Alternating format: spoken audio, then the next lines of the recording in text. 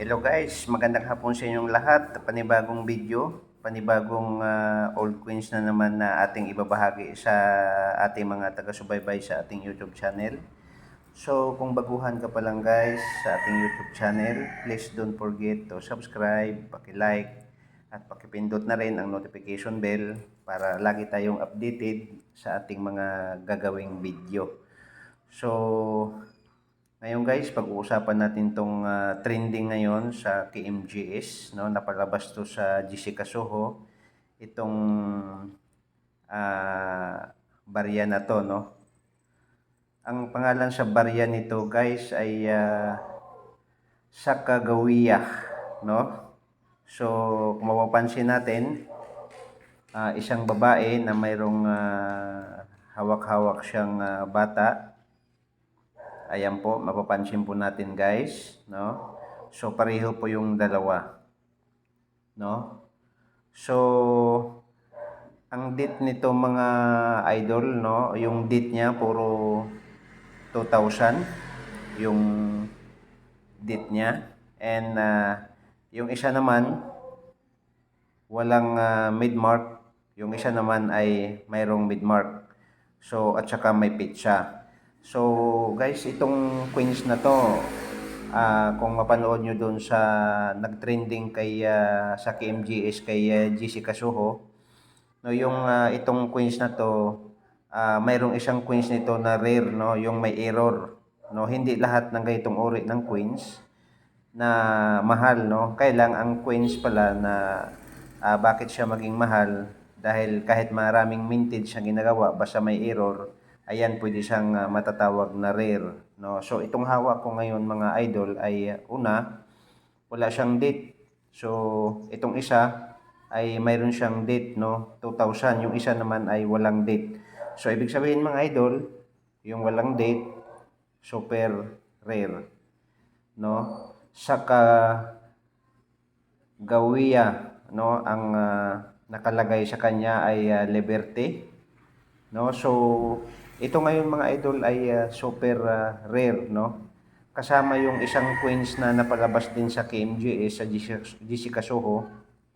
May napalabas doon mga idol kay George Washington, no. So ipalabas din yan natin mga idol dahil mayroon din akong barya na yan, at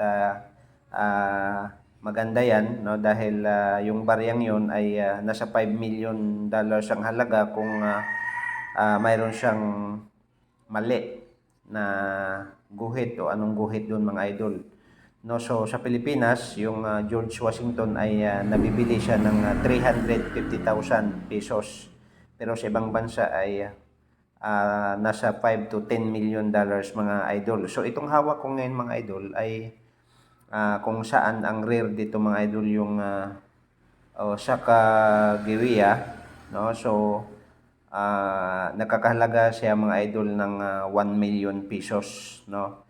So mga idol, kung mayroon ka sa wallet nito, isang tabi mo na, no.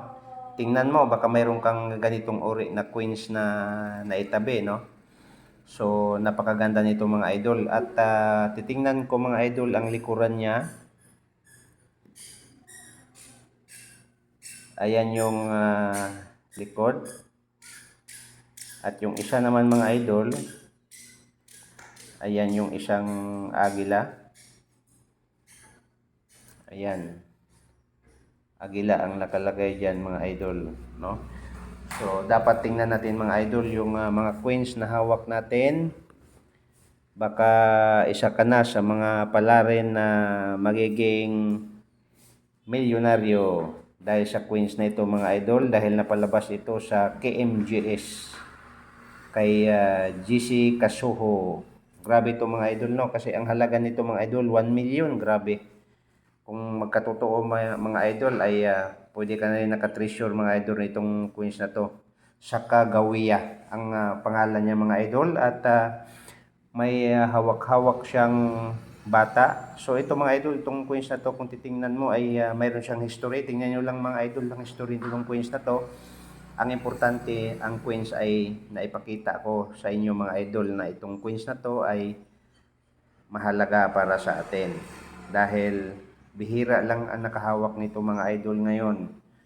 So mga idol, kung ikaw ay baguhan pa lang, ulitin ko, kung baguhan ka pa lang sa aking channel, so maraming salamat sa pagsubaybay mo.